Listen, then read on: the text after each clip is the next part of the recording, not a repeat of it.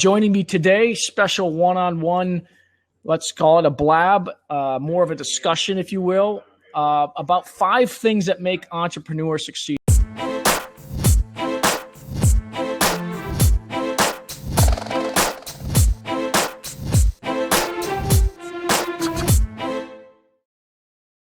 I've been an entrepreneur. I've failed. I've been successful. I'm really interested to hear Chris's perspective on this. And today, we're going to just focus on how to become a successful entrepreneur. I got a number of different questions to ask Chris. I'm just fascinated by this subject because I find it just so difficult. There's so many different things that can go wrong, so many things that can go right. So I'm interested in Chris in your perspective on that. And so, and with that said, as a reminder, we're about how-to content and not fluff. And if you have any questions, ask them on the right-hand side with a /Q. I also want you guys to tweet out the blab. This is going to be a great one. It is being recorded, so we will show it on YouTube as well as Forbes in a couple of weeks. And then I just encourage you to subscribe to Chris, and just by hitting that icon in the upper left or kind of middle. So let me introduce Chris, and then we're going to jump right in, okay? Chris Brogan provides simple plans and projects for business success. He is the CEO of Owner Media Group, a sought-after public speaker, great speaker, by the way, and the New York Times bestselling author of 8 books and working on his 9th. I'd like to hear more about that. And you can learn more about him. It's quite easy at chrisbrogan.com. Chris, did I get everything right there? Nailed it, Mark. Thank you. Good. Excellent. So let's jump right in, Chris. How do you know if you should become an entrepreneur?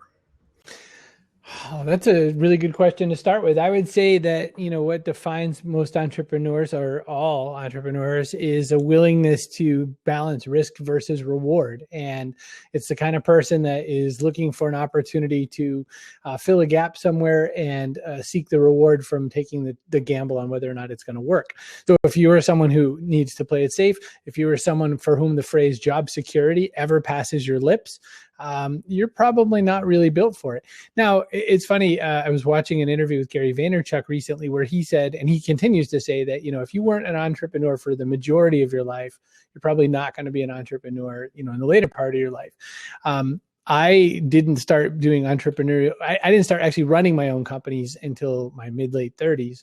And so I would say that I'm the outlier in that one. However, Gary would say I'm still not a purebred. I have entrepreneurial tendencies. And I like that because it sort of keeps a door open for people who maybe haven't had a great past experience with entrepreneurship and are thinking about picking it up. Okay. And my kind of experience with being an entrepreneur has been kind of mixed. I mean, if you look at how difficult it is if you're just starting out, and I kind of agree with Gary, if you don't have that entrepreneur spirit, it's very difficult to do it at my age, right? What's that? So I think, Mark. I think for me, I like to relay to people. Can you hear me, Chris? No, I can. Okay, sorry. So for me, it's way more difficult than people realize unless I look at a couple of different things. If you've got the funds to sustain yourself for 6 months to 12 months, I think you could give it a go and be comfortable. You could give it a go, and you still got to live kind of sparsely unless you have a war chest. Second, you got to have an understanding spouse. And I think that's why most entrepreneurs start in their 20s because they're not married yet for the most part. And for me, what really did it for me was to have an early sponsor. What I mean by that is somebody to give me a nice retainer for 6 months so I could fund my lifestyle and fund the business to keep it going. But so those for me were the basics and kind of the things that I tell people, hey, you've got to have these things in place or it's going to be a really rough go. Any comments on that, Chris? Yeah, I mean, that's definitely a really great model for it. I can tell you that I did it almost all backwards and wrong. I was married at the time that I started my entrepreneurship journey. I'm divorced. That might be related to that journey. I can tell you that the experience was that I had a salary from a job. And when I realized I was going to start running my own company, I thought, okay, I've got to try to figure out some kind of way to replace that salary. So I was my own sponsor. So I figured out a way to make double my salary and so that I could then transition. I could quit one place and then have the salary to pick me up. But to your point of a sponsor, one of my first things that happened was sheer happenstance. The place that I decided to leave needed me, at least in name, for a little while longer, for about a year. And so I was able to, kind of maintain a role there, even though I was giving them far fewer hours. And so, I think we got to a lot of the same places with a lot of the same tools. I just did it much more messily. And again, the only reason I bring that up, Mark, is just to say that, I never want someone to think, I never want to ever provide someone with a free excuse. They're not allowed an excuse. If you are married, you could be an entrepreneur. If you are disabled, you could be an entrepreneur. If you have depression, you could be an entrepreneur. I allow no excuses for it if it's your goal. If you just think it seems cool, or if you think we just all stay home and play Xbox, that's a whole other storyline. Right, but they don't teach this in college, right? I mean, it's not something that they teach. So where do they get that kind of, where should they get that information from, do you think? I think that the easiest way to go after it is really start finding needs to fill and fill them. And you can do that in a million ways. You can, I lived at an apartment a while back where the landlord one winter decided to buy a bunch of really old pickup trucks and fix them up and to put snowplows on them all.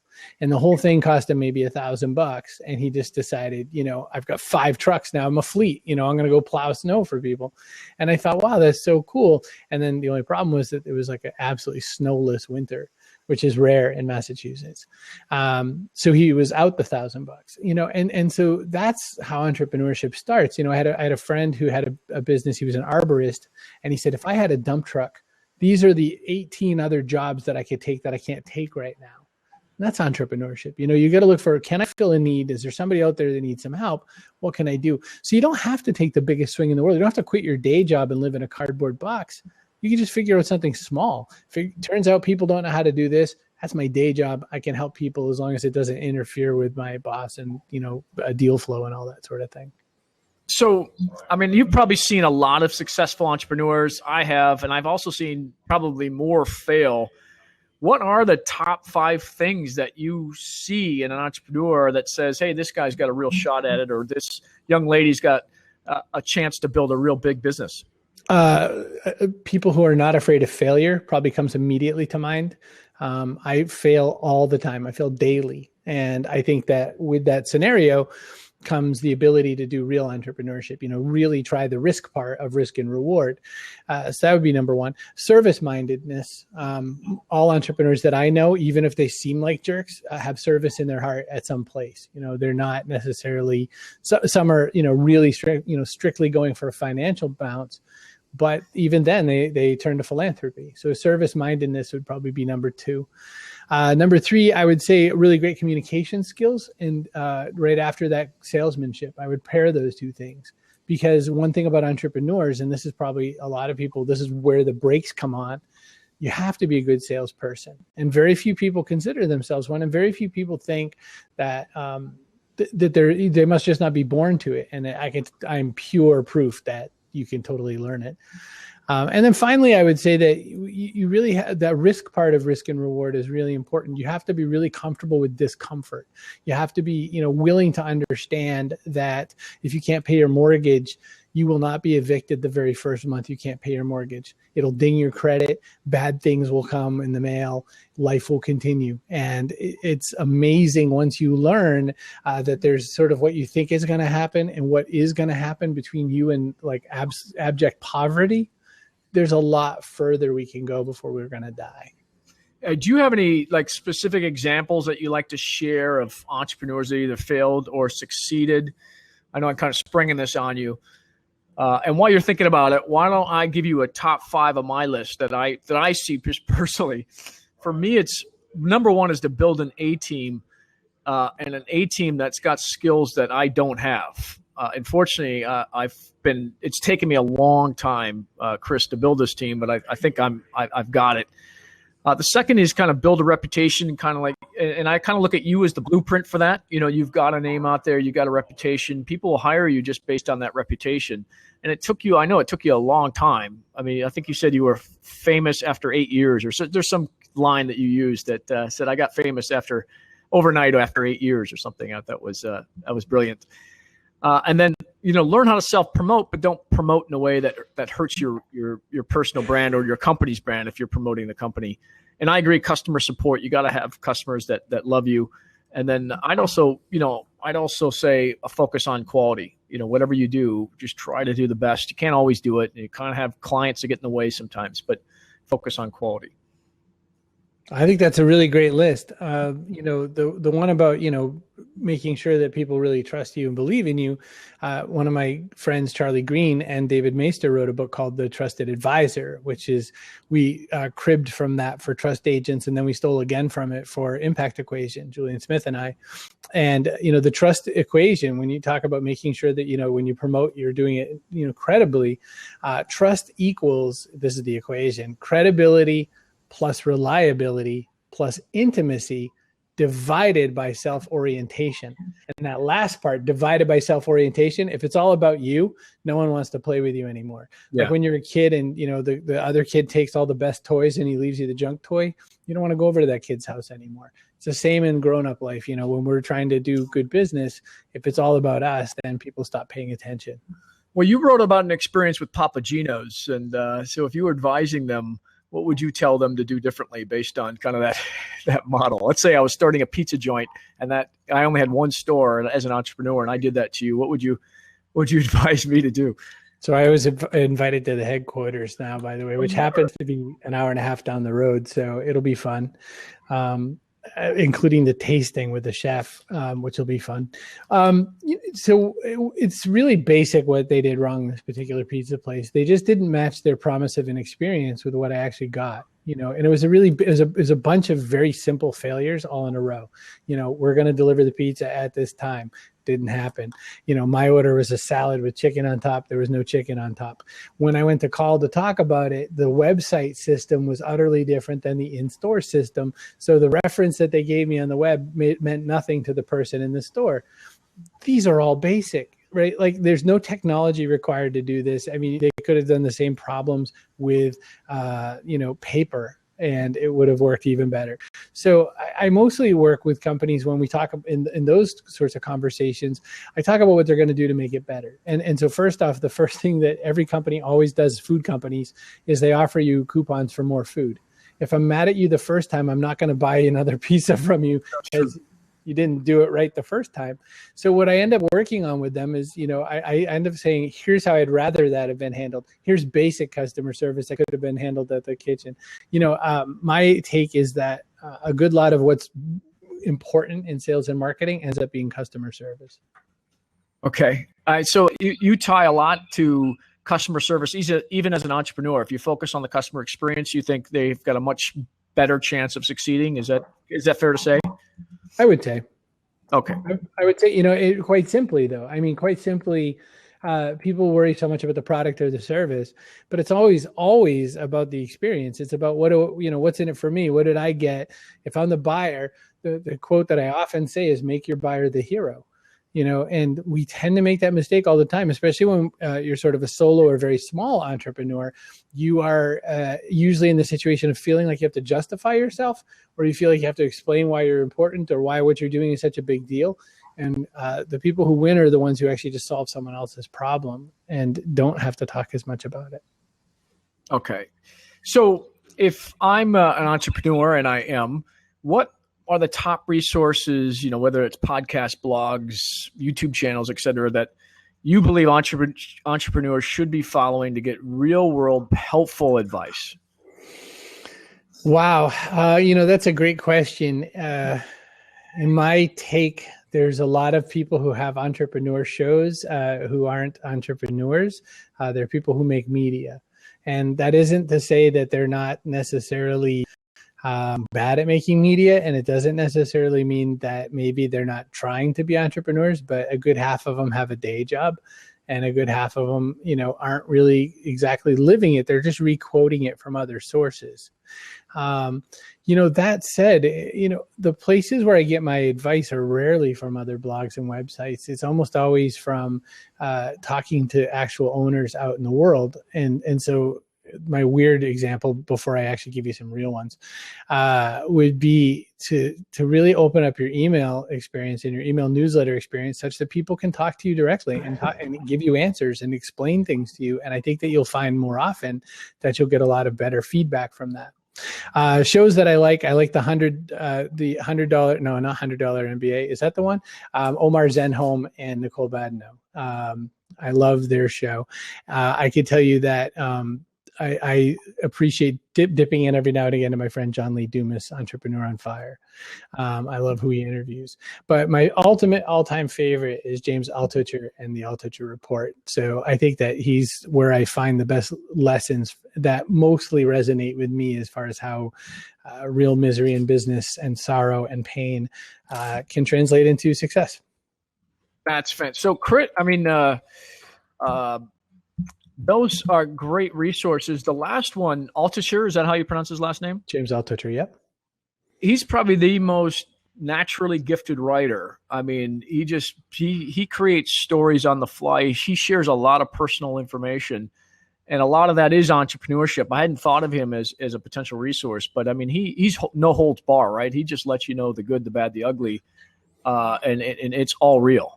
Yeah. His book, The Choose Yourself Guide to Wealth, is one of my favorite books out there as far as entrepreneurship and business. And a lot of people are scared away from it because it's about wealth and people maybe don't like to read about money. But it's not that kind of wealth sometimes. It's talking about, the body of ways that you could consider that word. And it's a great experience.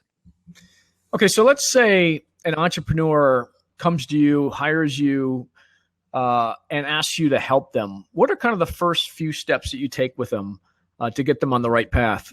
I usually start with focus and priority. I always try to, scrape out what the weird conversations that they have in their head. I try to take apart the way they think they're promoting what they're promoting and what they sell. And I work really at the basics of, who do you serve and what is the marketplace? Because, a lot of times people kind of have this weird perception of the marketplace. They've created something and then they think, well, then now people will buy it. Right. And it's pretty odd how often that doesn't really happen. And so I work with people to kind of redistill what matters to them. And, for instance, a lot of times people have this weird thing, like they'll set a goal. I want to make $1 million in a year. And then there's nothing in their daily schedule. There's a lot of tasks they get done. There's a lot of productivity. They GTD their way through their day and they inbox zero or whatever else they do. But they didn't do anything to make that $1 million. And so I break it down to, that's what's that, 84,000 a month is 22,000 a week. Now what, right? Like, how do you get after it? And so we in my company, we built something called the 20-minute plan. And it just really ties people to taking at least 3 hours in every single day and really pushing hard on doing the work that's going to actually move your business ahead, as opposed to just do work that's in front of you or on your to-do list. Cal Newport's book, Deep Work, goes after that 3 hours in a slightly different way. I just mention it because Cal's smart and does lots of research, and he came up with 3 hours, and I'm like an idiot, and I came up with 3 hours. So it justifies me and makes me feel smarter. How do we get, do we just go to your website to get that 18-minute plan, or is there another direct link you want to put in the comments? You know what? You can just go to owner.media, and I'll put a quick link in the comments to it. I will never feel afraid of promoting. Yeah. Well, I mean, tastefully. I mean, it makes sense here, right? So my last question has to do with the measurement of success of being an entrepreneur. I hear a lot about strategies for becoming an entrepreneur, but how do you really know you've made it as an entrepreneur and should continue on that path? I mean, it's a great question, Mark. And I actually wrote in my book, The Freak Shall Inherit the Earth, I wrote a whole chapter on success because I find that is one of the most elusive problems in people's entrepreneurship journey is they don't understand, they don't have a clue of their own definition of success. And I think that they mistake the success to equal a large boat, 14-bedroom house or something like that. And if that's your goal, that's your goal. I live in a 955 square foot loft. It's all one big room except for the bathroom. I'm thrilled. My fiance says we have to move into something a little bigger because we have a bunch of kids between us and it's a little weird. But I can tell you that my definition of success is being able to say no to the things I don't want to do. That's my business definition of success. I have a revenue definition of success, and it's much lower than most of the people out there. Another Gary Vaynerchuk thing that I heard him say is that, to be in the 1% of revenue makers in the United States, you only have to bring in gross around $500,000. And most people are like, I've got to make my million. I've got to make my, 2 million a year. But to be the 1% of earners in the United States is 500,000. And, my numbers for what I want to do with my business are small. Other friends of mine want to make billion-dollar businesses. That just seems like a lot of work to me. I would like to just help owners and help them get on their way and do their thing and, buy a steak every now and again. Are there any companies that you're working with now that you see are on that path that you want to talk about, or are you pretty good there? I can tell you that I'm very blessed to work with a lot of really interesting people. Gary Mueller runs a really cool inn and a bed and breakfast type place in upstate New York. And we were just talking about it yesterday because he's really changed the focus around to be, he was a chef. He was a chef on Wall Street. And so he changed it around that it's not so much a bed and breakfast. It's this incredible dining experience that happens to have beds. And I'm thrilled to work with him. Carol Lumen is 83 years old and now living in assisted living. And she's doing really cool entrepreneurship stuff from her place, from her little room in her place, because that was her life before. And one day she wrote me an email saying that she felt kind of old and not sure what she was supposed to do with herself. I said, what, you're 83, you got like 25 more years left. You might as well do something with them. And then beyond that, the companies that I work with, the larger companies, they're just fun because I only work now, again, with my definition of success, I only work with companies that work with owners, that work with people who really want to thrive and sort of live their life in business the way they want to live it. So Staples, the office supply store, is one of my more recent customers and partners. And it's been a thrill because I have an office supply addiction, like a lot of us do. And now I get to work with a company that vends office supplies. It's like, being an addict and getting to work at a heroin plant for me. Right. Would you ever go back to corporate life? I don't know if you were in corporate life, but would you ever go back? I worked in telecom and then wireless telecom, and I worked with all the biggest carriers in the US. And no, I don't miss it. I can tell you that the experience, I'm wearing like a Star Wars shirt right now. Yeah. One of my favorite things to do is be at like South Station at the train station, or be at Logan Airport or something like that, heading off to some event, dressed like a hooligan, maybe even in my gym clothes, and see all the nice suits and say, oh, I'm so grateful that I don't have to do that anymore. And I like to put on nice clothes, don't get me wrong, but I like that it's my choice when I do it. And so, no, I don't really aspire to work in a larger organization, but I love to work with them. My job most often, Mark, is to be like the guy saying, hey, Emperor, you're naked. And it's a beautiful job. Yeah. Okay. Well, with that, I want everyone to thank Chris Brogan. You can visit him at chrisbrogan.com. Very fast and efficient episode today. A lot of great stuff. We're going to write it up. We're going to put it on Forbes. You'll be able to see the replay on this on YouTube. Chris, and just want to thank you again. I want to have you on with somebody else. I have a great idea for an episode that I'll talk to you offline about if you're okay with it. Sounds perfect, Mark. Get in touch. Right. Thank you so much. Thank you.